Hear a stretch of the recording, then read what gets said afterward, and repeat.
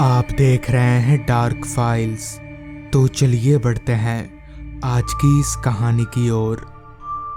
Platform की seat पर बैठा मैं बस अपनी निगाहें डिस्प्ले की ओर घुमाए जा रहा था, जहां अभी तक मेरे ट्रेन का कोई अता पता नहीं था। दरअसल मैं करीब 6 सालों के बाद अपने नानी के घर जा रहा हूं, जहां मुझे छुट्टियां बिताना काफी अच्छा लगता है। खैर, ट्रेन नहीं आने पर मैंने पता किया तो मुझे पता चला कि मेरी ट्रेन आधा घंटा लेट चल रही है। तो मैं चुपचाप वापस से अपनी सीट पर आकर बैठ गया। तकरीबन आधा घंटा इंतजार करने पर ट्रेन प्लेटफॉर्म पर आकर लग गई। मैं भी ट्रेन में एक विंडो वाली सीट पकड़कर बैठ गया और ट्रेन ठीक सुबह के 11 बजे खुल गई। अगर ट्रेन और लेट ना करे तो मैं ठीक 2 बजे तक नानी घर के स्टेशन पर उतर जाऊंगा, और ठीक वैसा ही हुआ। मैं 2 बजे तक उस स्टेशन पर उतर गया और रिक्शा करके नानी के घर आ गया, जहां सभी से मिलकर मुझे काफी खुशी हुई, खासकर अपने मामा से मिलकर। मैं अपने मामा के काफी करीब था। अभी मैं और मामा बातें कर ही रहे थे कि तभी मामा ने कहा, विपुल, आज रात को मैं मछली पकड़ने जा रहा हूँ, तो तू भी चलेगा मेरे साथ? इस पर मैंने बिना सोचे समझे ही मामा को हाँ बोल दिया, क्योंकि मुझे भी मामा के साथ मछली पकड़ने में काफी अच्छा लगता था। दरअसल मेरे मामा नाव लेकर नदी में घूम घूम कर मछली पकड़ा करते थे और सुबह होते ही उन मछलियों को बाजार में बेच आते। खैर, दोपहर का खाना पीना खाने के बाद हमने थोड़ा आराम किया और अंधेरा होते ही रात का खाना लेकर नदी के पास आ गए, जहां मामा ने मुझसे कहा, विपुल, तू नाव में बैठ, मैं रस्सी खोल कर आता हूँ। मामा की बात सुनकर मैं नाव में चढ़कर बैठ गया और मामा भी रस्सी खोलकर नाव में आ गए। हमारा नाव काफी छोटा था, जिसमें बस 2 लोग ही आराम से बैठ या सो सकते थे। मामा नाव को चप्पू के सहारे चलाए जा रहे थे। चलते चलते हम घाट से काफी दूर आ गए थे, मगर अभी तक हमें एक भी मछली नहीं मिली थी। जिस पर मामा ने कहा, लगता है कोई नाव अभी अभी मछली पकड़कर गया यहाँ से, इसलिए मछली नहीं मिल रही। जिस पर मैंने कहा, तो क्या करें मामा अब? इस पर मामा ने कहा, हम लोग नाव को अभी किनारे पर लगा देते हैं और सो जाते हैं, फिर आधी रात को उठकर मछली पकड़ेंगे। ये तो सच बात थी कि मछलियां आधी रात को ही ज्यादा मिलती हैं। मामा ने नाव को किनारे ले आए और नदी के किनारे एक पेड़ से बांध दिया। वो जगह जहां अभी हम थे वो पूरी तरह से जंगलों से घिरा हुआ था। रह रहकर जंगली जानवरों की आवाजें आ रही थी उस जगह से। देखने से तो वो जगह काफी डरावनी मालूम पड़ रही थी। जिस पर मैंने मामा से कहा, मामा, कुछ अजीब नहीं लग रहा यहाँ? जिस पर मामा ने कहा, क्यों, तुम्हें डर लग रहा है क्या? अभी हम बातें कर ही रहे थे कि तभी मैंने पूछा, मामा, आप तो रात रात भर नदी में घूमते रहते हैं ना, आपने कभी भूत वूत देखा है? जिस पर मामा ने कहा, नदी में नहीं, मगर देखा है। इतना सुनने के बाद मैं अब कहाँ चुप रहने वाला था। जिस पर मैंने मामा से कहा, आपने कहाँ देखा है और कब देखा है? इस पर मामा ने बताना शुरू किया। दरअसल आज से करीबन 4 साल पहले की बात होगी। उस दिन भी मैं शाम को ही मछली पकड़ने घर से निकल आया था, मगर उस शाम मुझे काफी सारी मछलियां मिल रही थी और ठीक रात के 10 बजे तक मैंने बहुत सारी मछलियां पकड़ ली। गर्मी का मौसम होने के कारण मैंने तय किया कि जल्दी ही जाकर इन मछलियों को बाजार के दुकानदारों को बेच आता हूँ। ये तय करने के बाद है मैं अपने घर आ गया और अपनी साइकिल पर सारे मछलियों को लेकर निकल गया। उस समय हमारे गांव में बिजली की सुविधा नहीं थी, इसलिए पूरा रास्ता अंधेरे में डूबा हुआ था। सन्नाटा इस कदर पूरे रास्ते पर फैला हुआ था कि रात कीड़ों की आवाज साफ साफ सुनाई पड़ रही थी। रास्ते पर आदमी तो दूर, कोई कुत्ता तलक भी दिखाई नहीं पड़ रहा था। अभी मैं आगे बढ़ ही रहा था कि तभी अचानक से मेरी साइकिल भारी होने लगी और मैं अब 2 आदमियों का भार साइकिल पर महसूस करने लगा। मगर ऐसे कैसे हो सकता था? मैं तो अकेला ही जा रहा था कि तभी मुझे अपने पीछे की ओर से कुछ चबाने की आवाजें आने लगी। मैं जैसे ही पीछे पलटा तो मेरे होश उड़ गए। दरअसल ठीक मेरे पीछे एक औरत बैठी हुई थी जिसकी शक्ल मौत से भी ज्यादा डरावनी थी और वो औरत मेरे थैले में से मछलियों को निकालकर चबाई जा रही थी। ये देखकर मैं इतना डर गया कि मेरे हाथ पैर कपकपाने लगे, जिस कारण साइकिल से मेरा डिसबैलेंस हो गया और मैं वहीं गिर गया। साइकिल से गिरते ही वो औरत हवा में उड़ने लगी और मेरे मछली से भरे थैले को लेकर जंगल के भीतर चली गई। मेरी इतनी हिम्मत नहीं हो रही थी कि मैं उस औरत के पीछे जा सकूं, लिहाजा मैंने अपना साइकिल उठाया और काफी तेजी से घर की तरफ भागने लगा। उस दिन शायद मछलियों की वजह से ही मेरी जान बच गई, वरना उस रात वो औरत मुझे चबाती। बाद में मुझे कहीं से पता चला कि वो एक पिशाचनी थी जो उस रास्ते के एक बड़े से इमली के पेड़ पर रहती है। मामा जी की आप बीती खत्म होते ही हमने रात का खाना खा लिया और नाव पर ही लेट गए। लेटते ही मामा जी के खर्राटों की आवाज ने मेरे कानों में दस्तक दिया। मैं भी अपने आप को काफी अकेला महसूस करके सोने की कोशिश करने लगा और देखते ही देखते मेरी पलकें भारी होने लगी और नींद ने मुझे भी अपने आगोश में ले लिया। फिर काफी तेज आवाज से मेरी आंख खुली तो मैंने जो देखा उसे देखकर मेरे होश फाख्ता हो गए। दरअसल ठीक हमसे कुछ ही दूरी पर एक पेड़ गिरा हुआ था। उस पेड़ के ऊपर एक लंबा चौड़ा आदमी बैठा हुआ था जिसका सिर उसके धड़ से अलग उसके हाथों में था। वो कटा हुआ सर बस मुझे ही देखकर जोर जोर से हंसे जा रहा था।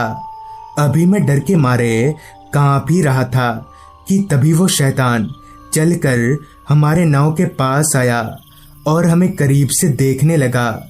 मैं किसी लाश की तरह चुपचाप नाव पर ही लेटा हुआ था। काफी देर नाव के पास खड़े रहने के बाद वो शैतान वापस से उस पेड़ पर जाकर बैठ गया और एक टक हमें घूरने लगा कि तभी सारी बातों से अचानक मामा जी उठकर बैठ गए। उन्हें देखकर वो शैतान वापस से हमारे पास आ गया और मामा जी का गला पकड़कर नाव से खींचकर ले जाने लगा। ये देखकर मैं एकदम से हक्का बक्का रह गया।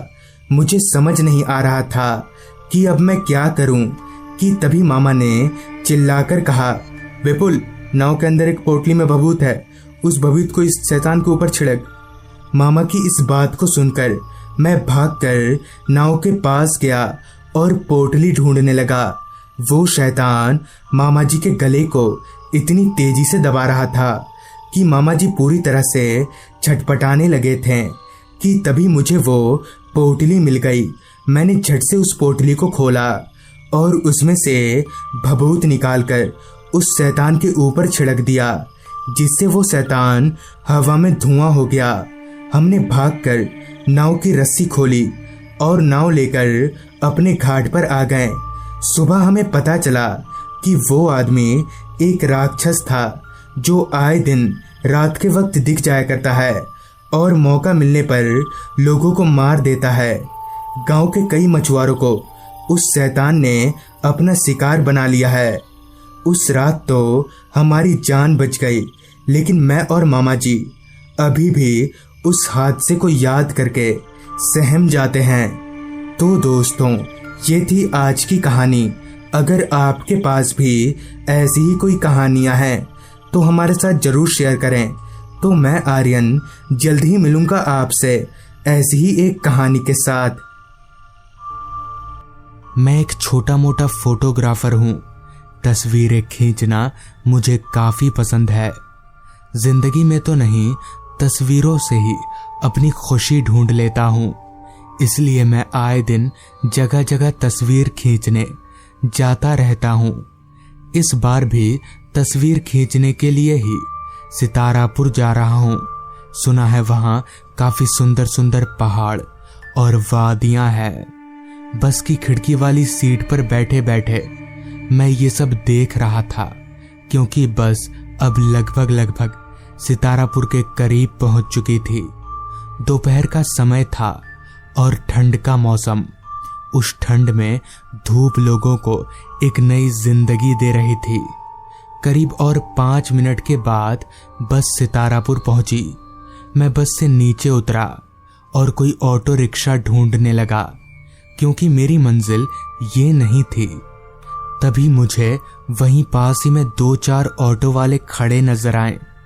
मैंने उन लोगों को पहाड़वन जाने के लिए कहा, मगर उनमें से कोई भी पहाड़वन जाने को तैयार नहीं था। आखिरकार एक ऑटो वाला राजी हुआ, मगर वो भी 2 गुना भाड़े में। उसका कहना था, साहब उधर कोई सवारी नहीं मिलती, आपको छोड़कर ऑटो खाली ही आएगी तो क्या फायदा। अंत में मुझे उसकी बात माननी ही पड़ी, क्योंकि मेरे पास और कोई चारा जो नहीं था। जिसके बाद ऑटो मुझे लिए चल पड़ी पहाड़वन की ओर। दोपहर के लगभग 3-3:30 बज रहे होंगे। ऑटो अपनी पूरी रफ्तार से अपनी मंजिल की तरफ आगे बढ़े जा रही थी कि तभी ऑटो वाले ने मुझसे पूछा, किसी काम से जा रहे हैं पहाड़वन? इस पर मैंने कहा, जी काम से ही समझ लीजिए। फिर ऑटो वाला बोला, रहने के लिए होटल बुक कर लिया आपने? तो मैंने कहा, नहीं अभी जाकर देखूंगा। क्यों?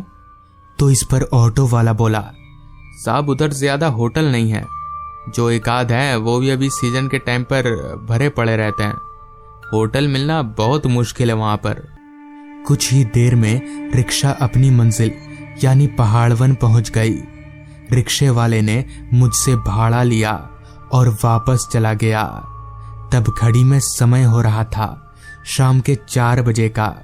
वहीं पास ही में 2-4 होटल नजर आ रहे थे, तो मैं उनमें कमरा मिलने की आशा लगाकर अंदर चला गया। मगर जैसा ऑटो वाले ने कहा था ठीक वैसा ही हुआ। सारे के सारे कमरे पहले से ही बुक थे। बाकी होटलों का भी यही हाल था। थक हार कर होटल की तलाश में चलते चलते मैं काफी दूर निकल आया था, जहां पक्की सड़क खत्म और कच्चा रास्ता शुरू होता था। वहीं पास ही में एक बैठने का बेंच लगा हुआ था, लिहाजा मैं थक कर उसी बेंच पर बैठ गया। मुझे समझ नहीं आ रहा था कि अब क्या करूं। अगर रहने के लिए कोई जगह ना मिली तो मैं क्या करूंगा। मेरा काम 1-2 दिन का है भी नहीं, करीब हफ्ता भर लग जाएंगे। अभी मैं ये सब सोच ही रहा था कि तभी मेरी नजर कच्चा रास्ता से सीधे थोड़ा जंगल वाली जगह पर एक बड़े से 2 मंजिला इमारत पर गई। पता नहीं क्यों मेरा ध्यान उस घर की तरफ आकर्षित हो रहा था। मैं अपनी जगह से उठा और चलते हुए उस इमारत की तरफ जाने लगा। चलते चलते मैं जब उस इमारत के पास पहुंचा तो पाया कि वो कोई घर नहीं बल्कि एक होटल है। दरवाजे पर होटल का बोर्ड लगा हुआ था। मेरी आंखें चमक गई। बस यहाँ एक कमरा मिल जाए, ये सोचकर मैं उस होटल के दरवाजे की तरफ जाने लगा। हालांकि होटल थोड़ा पुराना जरूर था, पर अब कुछ किया भी तो नहीं जा सकता। यही सोचकर मैं होटल के अंदर दाखिल हो गया। होटल के अंदर मुझे कहीं पर भी कोई आदमी नजर नहीं आ रहा था। पूरा का पूरा फ्लोर एकदम खाली पड़ा था। रिसेप्शन पर भी कोई आदमी नजर नहीं आ रहा था। तभी मैंने जोर से आवाज लगाया, कोई है यहाँ पर? कमरा मिलेगा?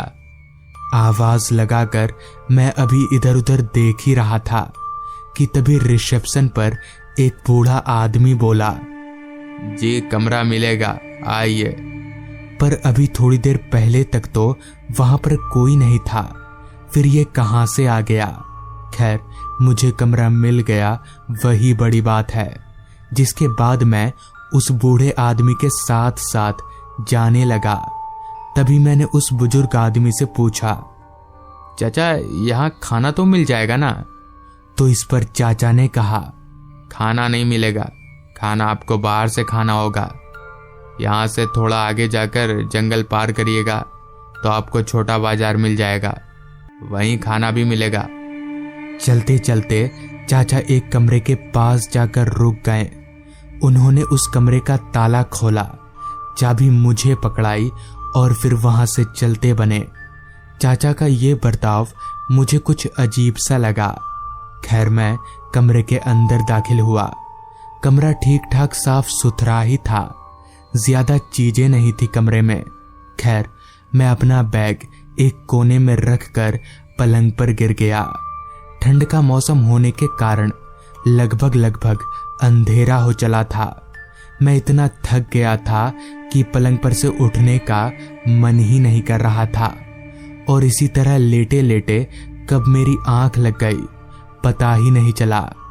फिर जब मेरी आंख खुली तो तब तक पूरी तरह से अंधेरा हो चुका था।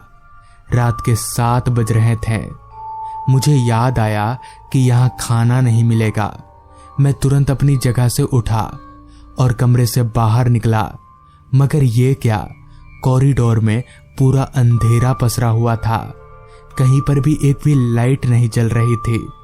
मैं वापस अपने कमरे में आया और बैग में से एक बैटरी टॉर्च लेकर वापस बाहर निकला। चलते चलते मैं रिसेप्शन पर पहुंचा तो वहां पर भी कोई लाइट नहीं जल रही थी।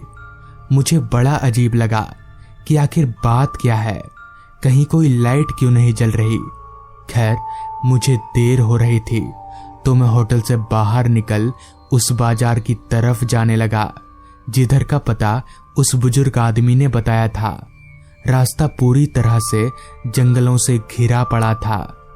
लाइट तो दूर, एक आदमी तलक भी नजर नहीं आ रहा था। पूरा का पूरा माहौल सन्नाटे में डूबा हुआ था। लग नहीं रहा था कि इधर कोई बाजार भी होगा, मगर जब उस बूढ़े आदमी ने कहा है तो शायद इधर ही होगा।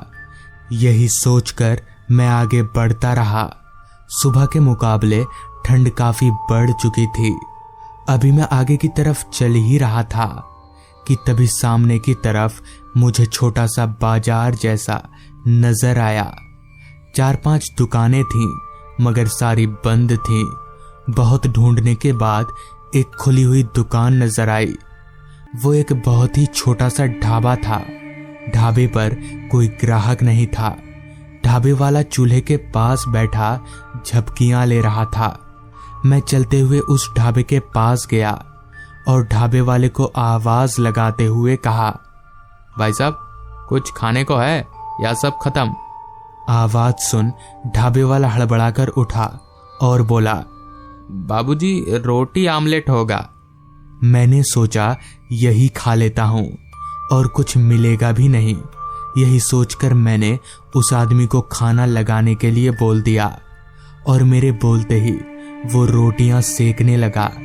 इसी दौरान उस ढाबे वाले ने मुझसे कहा, आप कहीं बाहर से आए हैं लगता है, कहाँ रुके हैं?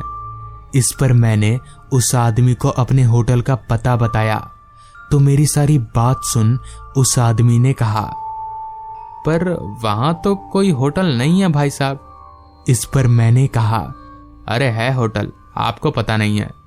खैर, मैंने वहां खाना खाया और खाना पीना करके वापस होटल की तरफ लौटने लगा।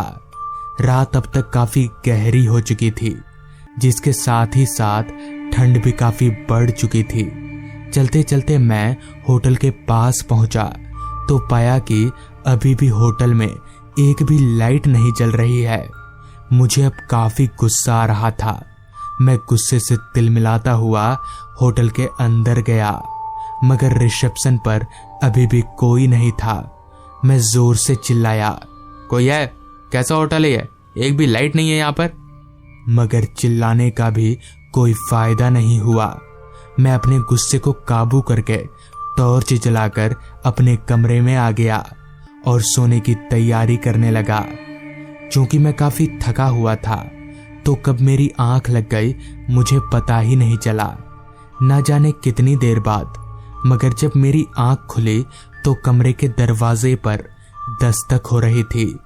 मुझे बड़ा अजीब लगा कि भला इतनी रात गए कौन होगा। मैं बिस्तर पर से उतरकर दरवाजा खोला तो सामने वही बूढ़ा आदमी था, मगर उसके हाथ में एक बर्तन था जो दूसरे बर्तन से ढका हुआ था। तभी उस आदमी ने कहा, साहब आपको खाना चाहिए था ना, लीजिए।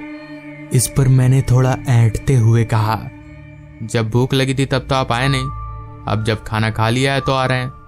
इस पर उस बूढ़े ने कहा, साहब एक बार ढक्कन हटाकर देखिए तो सही।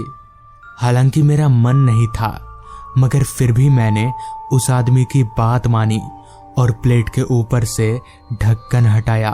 तो ढक्कन हटाते ही मैंने जो देखा वो देखकर मेरे होश उड़ गए। मेरी सांसें तेजी से ऊपर नीचे होने लगी। दरअसल उस प्लेट में एक कटा हुआ सर था और वो सर किसी और का नहीं बल्कि मेरा ही था। मगर ऐसा कैसे हो सकता है? मैं समझ गया कि जरूर ये कोई भूतिया मामला है। मैंने जोर से उस बुजुर्ग आदमी को धक्का दिया और जैसे तैसे वहां से भाग निकला। बाद में मुझे पता चला कि दरअसल वो होटल कब का बंद हो चुका है। असल में उस होटल में एक बार आग लग गई थी, तब से वहां ऐसा सब होता ही रहता है। तो दोस्तों, ये थी आज की कहानी। अगर आपको ये कहानी पसंद आई हो तो चैनल को जरूर सब्सक्राइब कर लें। तो मैं आपका दोस्त आर्यन जल्द ही मिलूंगा आपसे ऐसी ही एक कहानी के साथ।